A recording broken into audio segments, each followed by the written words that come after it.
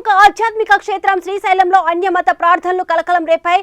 వడ్డేర సత్రంలో పుట్టినరోజు కార్యక్రమంలో కేక్ ఏర్పాట్లు చేసి అన్యమత ప్రార్థనలు చేసిన చిత్రాలు వైరల్ అవుతున్నాయి. శ్రీశైలంలో అన్యమత ప్రార్థనలు చేయడంపై వన్ టౌన్ పోలీస్ స్టేషన్లో దేవస్థానం అధికారులు ఫిర్యాదు చేశారు. అన్యమత ప్రార్థనలు చేసిన వ్యక్తి కర్నూలుకు చెందిన రమణగా గుర్తించారు. ఇక దీనిపై పోలీసులు కేసు నమోదు చేశారు.